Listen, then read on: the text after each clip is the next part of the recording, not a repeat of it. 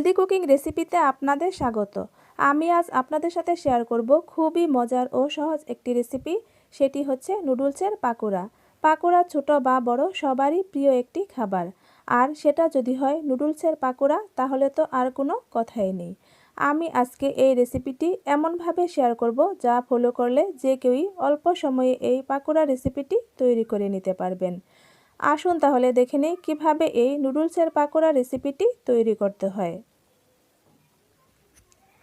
নুডলসের পাকোড়া তৈরি করার জন্য আমি এখানে 2 প্যাকেট ম্যাগি নুডলস নিয়েছি। এখন আমি এই নুডলসগুলোকে সিদ্ধ করে নিব। নুডলসগুলো সিদ্ধ করার জন্য আমি অলরেডি পানি গরম বসিয়ে দিয়েছি। এখন এর মধ্যে নুডলসগুলো দিয়ে দিচ্ছি।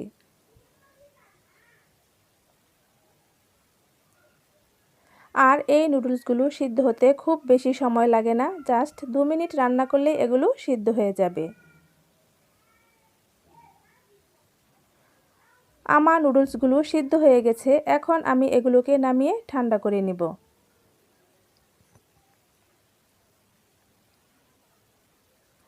আমি নুডলসগুলো নামিয়ে ঠান্ডা করে নিয়েছি। এখন এর মধ্যে দিয়ে দিচ্ছি মাঝারি সাইজের 2টা পেঁয়াজ কুচি, আর দিয়ে দিচ্ছি সামান্য পরিমাণে কাঁচামরিচ কুচি। কাঁচামরিচ আপনারা আপনাদের টেস্ট অনুযায়ী বাড়িয়ে বা কমিয়ে নিতে পারেন। আর দিয়ে দিচ্ছি সামান্য পরিমাণে ধনেপাতা কুচি, আর দিচ্ছি একটা ডিম।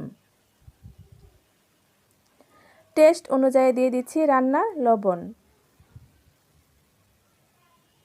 আর দিয়ে দিচ্ছি নুডলসের প্যাকেটে থাকা মশলা। আমি যেহেতু এখানে 2 প্যাকেট নুডলস নিয়েছি, তাই 2 প্যাকেট মশলা আমি এর মধ্যে দিয়ে দিচ্ছি।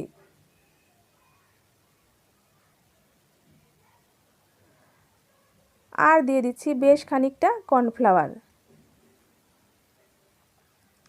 আপনাদের হাতের কাছে কর্নফ্লাওয়ার না থাকলে সেক্ষেত্রে আপনারা চালের গুঁড়াও ব্যবহার করতে পারেন। এখন আমি এই সবগুলোকে ভালোভাবে মিশিয়ে নিব।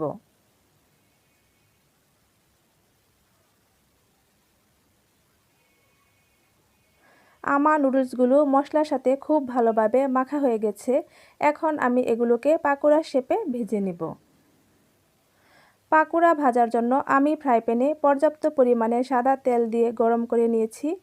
এখন এর মধ্যে আগে থেকে মেখে রাখা নুডলসগুলো দিয়ে দিচ্ছি।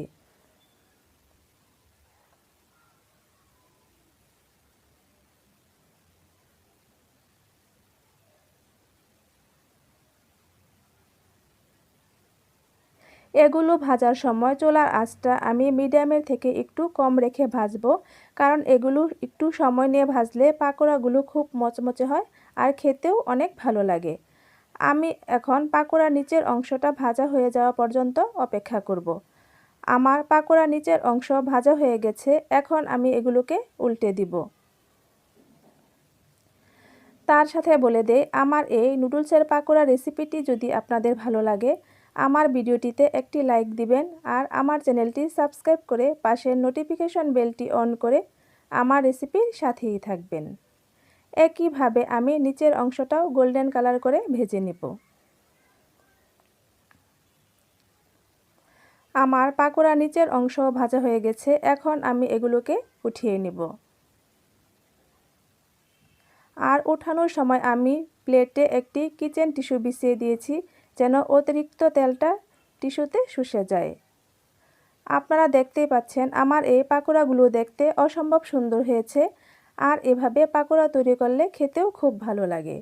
আপনারা এভাবে পাকোড়া তৈরি করে সকাল বিকালে নাস্তায় বা বাচ্চাদের টিফিনে দিতে পারেন। একইভাবে আমি বাকি সবগুলোকে ভেজে নেব। আমার সবগুলো পাকোড়া ভাজা হয়ে গেছে। আপনারা দেখতেই পাচ্ছেন এগুলো দেখতে অসম্ভব সুন্দর হয়েছে, আর এভাবে পাকোড়া তৈরি করলে খেতেও খুব ভালো লাগে। আপনারা এভাবে পাকোড়া তৈরি করবেন আর আমাকে লিখে জানাবেন কেমন হয়েছে এই রেসিপিটি। সম্পূর্ণ ভিডিওটি দেখার জন্য আপনাদেরকে অসংখ্য ধন্যবাদ।